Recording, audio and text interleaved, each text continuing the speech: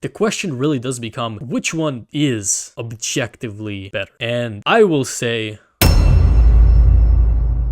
if you have ever done any scripting in your life, or if you've just seen anyone's script, you likely know what a variable is, or at least I'd hope so, right? Basically, a variable is a thing which can hold a value, right? I hope you don't need that tutorial, but for example, if I were to make a variable that's equal to 1, 2, 3, and then print that variable, it prints out 1, 2, 3. And you might be thinking, okay, where am I getting to with this? Well, throughout the ages, ever since code was invented, the very first language that was invented, I don't know what it's called, probably had variables. I'm not too sure, but they probably had some sort of way to assign values to certain keywords. And a big thing to understand about code is that there's very little customizability within the code, right? And when I say customizability, I mean the way that the code is written usually is the exact same. Like for example, in Roblox Studio, right? What if I want to make a while loop that plays every 1 second? How would I do that? Well, I have to say while test wait 1 do, right? There's no real other meaningful way to make a loop that lasts 1 second. I must say while, I have to say do, and then I have to end the loop with the end keyword. Which means that the only real customization that you have within your code, besides, I guess comments and everything, is naming your variables, right? A lot of people take the names of their variables personally because to them, like this is their code, this is their script. And so they want to name their variable in a hyper specific way that only they like. And then some other guy does the variable naming differently. And then they're like, oh, what are you doing? This is wrong. Don't do that.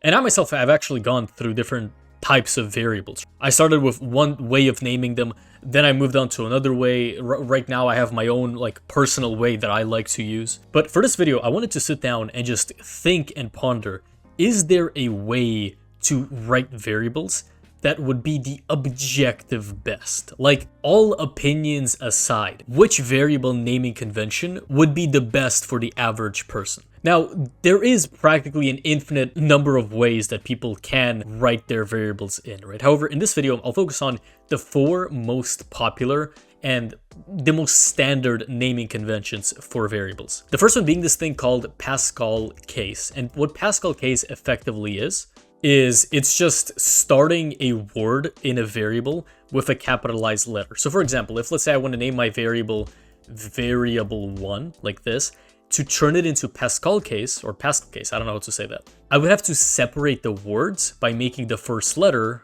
capitalized, right? So I would capitalize the V and capitalize the O. So this variable is Pascal case. But then we have camel case, which is actually very similar to Pascal case, and this is the one that I personally prefer. And the only difference between Pascal case and camel case is that in camel case, you don't capitalize the letter of the first word. Which, isn't a big change, but it kind of makes it look smoother, like, everything, like, these keywords aren't capitalized and, this isn't capitalized. So it kind of like smoothly transitions into being a variable, which is personally why I prefer to use it.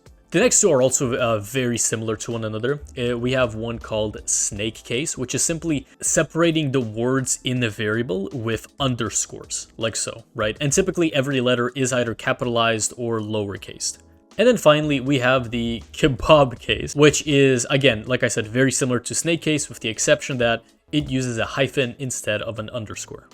And funnily enough, Roblox isn't even letting me use this because I assume it treats this as like a minus symbol, right? So, this is the Roblox language being kind of dumb, but in other languages, this is a real way to name variables by separating the words with hyphens. Now, I will begin with my main point here, which is that variables should be readable from the get-go. When you look at a piece of code, you should know absolutely that what you're dealing with is in fact a variable and not some other line of code.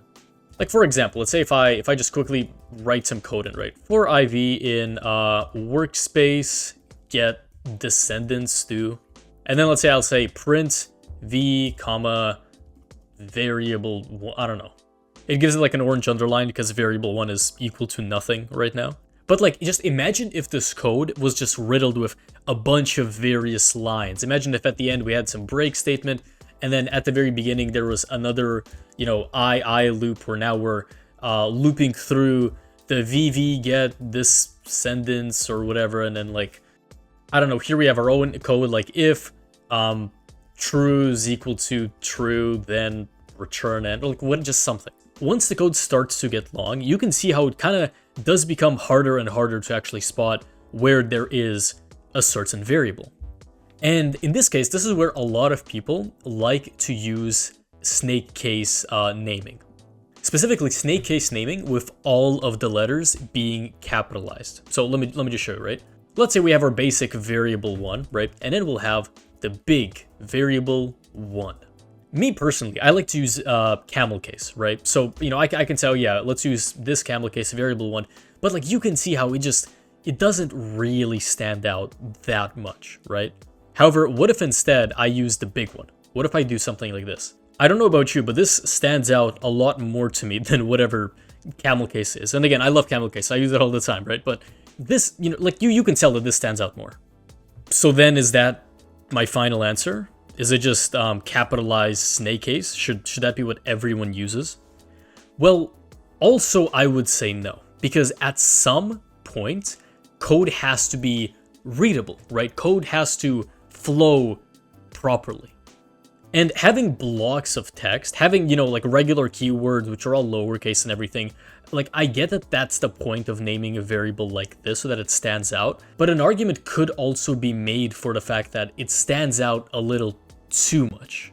And I know this might not make too much sense, but I've seen a lot of people say this, right? And what their argument usually boils down to is that when you make the variables too noticeable, that's bad because the variables now start to take away from the code around them. So when you begin scrolling, you notice the variables, they stick out like a sore thumb, right? But the problem with that is that it makes it harder for some reason. I don't know why the human brain works like this, but it makes it harder to spot the areas of code around the variable. And of course, this does differ from person to person, but just from what I've heard from people and somewhat what I think myself as well, I do think a very bulky way of naming variables does kind of ruin the readability of the code to an extent. Which is why I like I said before, I prefer the camel case version. Because again, it's less readable, but you can see how like it fits a lot nicer in with the code. And I can actually kind of look at all the other things with the variable not like capturing my attention immediately. However, these both have the problem of going too far in a certain direction, right? Writing a variable like this, like I said before, makes it stand out a bit too much, right? But writing a variable like this makes it stand out not a lot. So we need to find some common ground. We need to find the variable which can stand out just to an extent to where it doesn't get annoying, nor does it ruin the code, again, for some people. Some people are fine with it. And this is where we're going to get to the underscores and hyphens. I know we already went through underscores, but just hear me out. Even though I just use this as an example, I'm actually not a big fan of using underscores in variables, and I'll tell you why. The thing with every single programming language is that it has certain keywords that are reserved. For example, I can't name a variable print, because print is already a keyword used for something else, right? I can't name a variable print, and I'd have to name it like prints, or print1, or just something like that, something to differentiate it from a keyword that Roblox already uses. And where I'm getting to with this is that I feel like keywords should be kept within their own space. If a certain character or word is used for something, I feel like it should stay to that purpose, right? I don't think we should take that keyword or, letter and just begin using it everywhere around the code, because then the problem is that that letter's purpose now becomes infinitely harder to spot when it's literally all around the code and not just in the place where it actually belongs. Lua uses underscores for two main purposes, or I should say one main purpose, because the second one is more like a community thing, but it's such a popular thing that I've decided to include it. The way that a lot of people use underscores is to label the values or the variables with an underscore that aren't going to be used. Like for example, in this for loop, in case you don't know, what this does is it just loops through every item inside of the workspace, which is this menu right here. So it's going to go through the camera, and I and V are going to be variables that mean certain things with every loop. So the very first loop, for example, we're going to loop through the camera, right? Well, V is going to be equal to the camera, because V is short for value. And again, you can name this literally anything. You can name this value, you can name this blah, blah, blah, blah, blah. I just call it V because it's like value for short, right? But you can name both of these variables anything. And now you might be asking, well, what does this variable mean? Well, this variable is the index. And when you're looping through something like the workspace, this, in other words, is just the number of times that you've already looped. So on the 4th loop, I is going to be equal to the number 4. And to some people that's useful, but sometimes what you want to do is you just want to loop through like a folder or something and like change all of the hard colors to like red or whatever, right? You don't need the number. And in that case, what a lot of people will do is instead of naming this I or index or whatever, they will instead name this an underscore. And for this variable, an underscore simply means that this should not be used. It means that we don't care what this variable is, we don't care what its value is, and that's basically it, right? Variables that are given to you forcibly that don't really see any use are renamed to be an underscore. Now, the second version, which is actually something that you probably saw when I typed in the underscore, is we have certain keywords, right? We have underscore G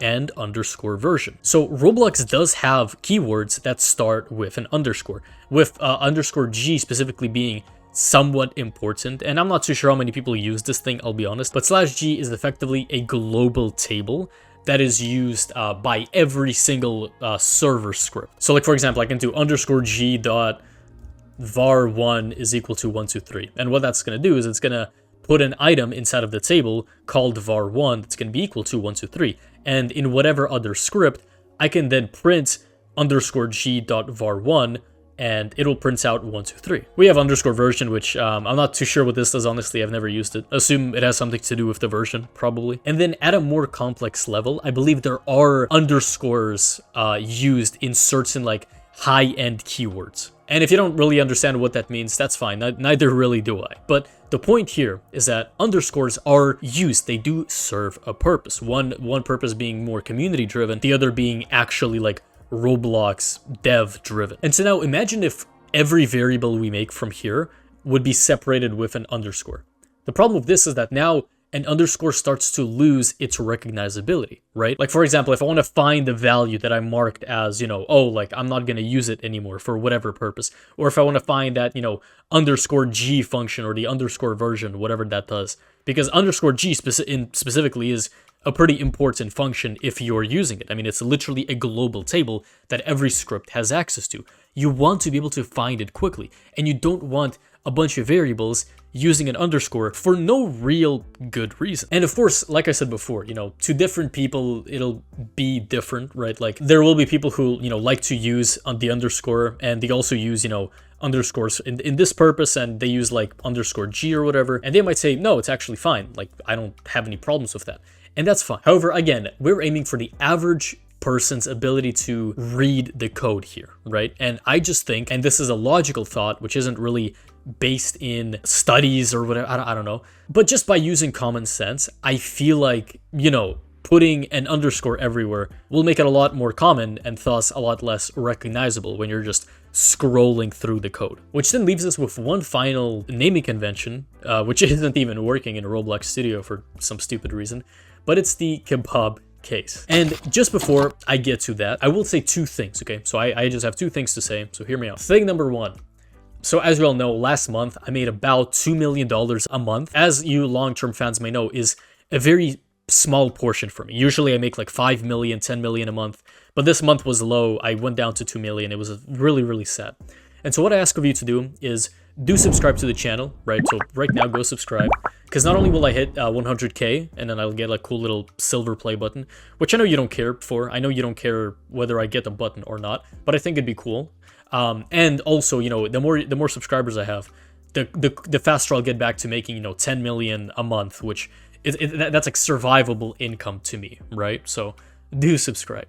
And another thing, though, jokes aside, if you've been watching my channel for a while, and if you like my teaching style, and if you do want good knowledge, beginner to expert knowledge on Roblox Studio, that'll get you from being, you know, like I said, a confused beginner to a very proficient, not necessarily massive expert or whatever, but you'll be able to understand nearly everything that Studio throws at you, with the exception of maybe what underscore version is, just because, I don't know. Do you want to learn underscore version, or do you want to learn how to make amazing games and make lots of money? If you're the former, well, I don't know what to tell you, but if you're the latter, go check out the course. It's in the description and the pinned comment.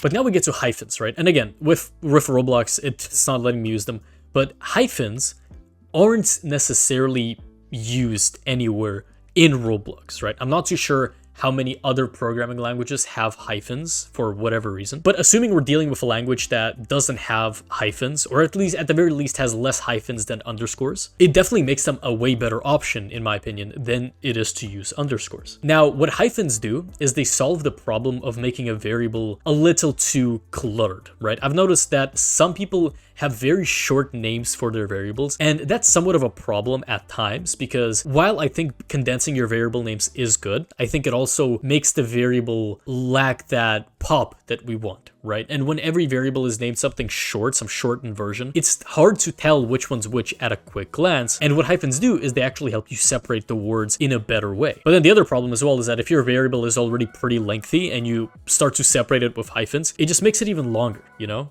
Like, I'd much rather you separate a big variable with just empty space than with hyphens, because like I said, it just clutters up the variable and thus clutters up the code. And another point I will say, and this by the way, this is true for the underscore as well. Let's say we have another variable which also begins with the same word, but you know, it's like different. So we can have variable 1 and variable 2. Or I guess I will use the underscore version because Roblox, again, is being stupid. To those who've used Roblox know that it's actually very good at autocorrecting code, or not autocorrecting, sorry, autofilling, right? Like if I want to access the workspace, I can just say W and look, it's right there. And then I just click an O and then I click enter and there we go. And it is the same exact thing with variables. Here is the problem, however. If you have 2 or more variables that begin with the same keyword, which likely will actually happen a lot in big games, like maybe you have, let's say, some creature in your game, and then that creature has a bunch of things inside of them which you want to store as variables. So you could have something like local creature, I don't know, head, local creature, leg, creature, ears, creature, value, I don't know, whatever. In a typical setting, if you wanted to access said variable, you would have to, you know, first of all, enter the keyword, and then you would just have to enter the other word that precedes the keyword. So for example, with the creature example, I would type in creature, and then immediately after typing creature, I would just have to type in like H, and then it would just autofill to creature head. But now imagine if instead of using camel case or you know, the Pascal case, what if instead I used snake case? What if instead of creature head, it was creature underscore head? Well, now it becomes a bit more annoying, right? Because then I would have to type in creature, and then I can't just type in H because there is no variable that is followed up with an H, but there is a variable that's followed up with an underscore. In fact, all of the variables that begin with creature are also followed up with an underscore.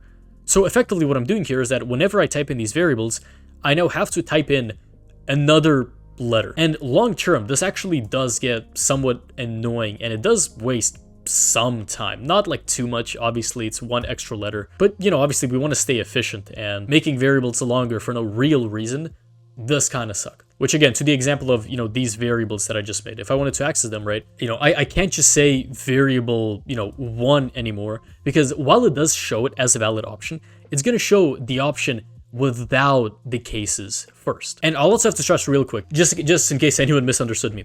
If let's say you have something like a variable 2, if I type in C, it actually does suggest it as an option even without the underscore. So you might just be thinking, oh, what, like, why did you just say all of that? Something like this is mainly the case for when you're scripting with either other people, or if for some ungodly reason you wanted to spice it up and use different naming conventions. Because for, again, let's say if you have like one guy who's using the Pascal case for his variables, and then we have another guy who's using underscores for his variables, then you, as the underscore guy, whenever you want to access variable 1, the Pascal case or the camel case guy will always show up first, which means that you will just have more buttons to click, and it would just be pretty annoying. But, you know, of course, if you're the only person developing the game and you're using underscores, or if everyone is using underscores, then it's fine, right? Then it makes more sense. But again, it still ties back to the issue I had before, which is that I think that underscores should still be kept to an effective minimum, because they're already used for something within Roblox. Now, all of these seem to have their own pros and cons, and I'm sure you've disagreed with me throughout this entire video, and you probably agreed with me on a lot of things also throughout this entire video. So now, the question really does become, which one is objectively better? And I will say, drumroll please, no drumroll, it's fine. I'll say Pascal case. So here's why, hear me out. And again, I'm saying this as someone who loves camel case, right? So hear me out on this. We started off this video by stressing how important it is for a variable to be recognizable at a glance and to make it stand out from the code, but to have a balance, right? To not make it stand out too much to where it just stands out like a sore thumb and just messes up the way that the code looks and reads. And then we also talked about how underscores and hyphens, specifically underscores in this scenario, but even if Roblox didn't have any real use for underscores, there is still the problem of making certain variables a bit cluttered. Because I believe that a good naming convention for variables is exactly to actually make them a bit longer and a bit more detailed, right? Like you want, like obviously I'm not saying to detail a variable for no real reason, but usually you do want a variable to state exactly what it is, as opposed to just car variable 1 or something. Like you're not gonna know what that is if you like take a week off the game and come back. But obviously if you're gonna use long variables, then separating the words with hyphens or underscores just makes the variable cluttered. It just makes it long for no real reason. And like I said before, that does affect the readability of your entire code. So then we're left with Pascal case or camel case. And why am I picking Pascal case over camel case? And it's because the problem with camel case, again, as someone who uses it constantly, is that, and I said this in the beginning, how it kind of eases into it, right? Like it doesn't begin with anything capitalized. It's still all lowercase.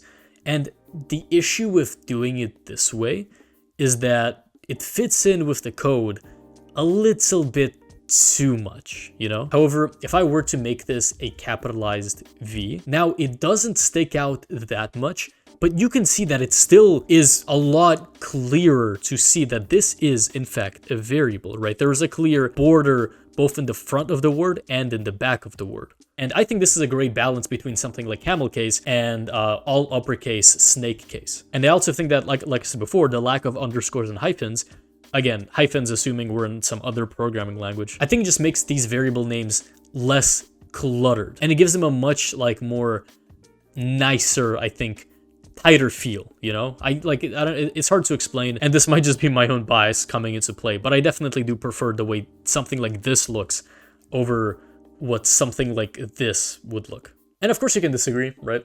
This is a fairly subjective video, even though I did say that, you know, we were going to be looking for an objective answer. But I do think that most people would actually agree with me on this.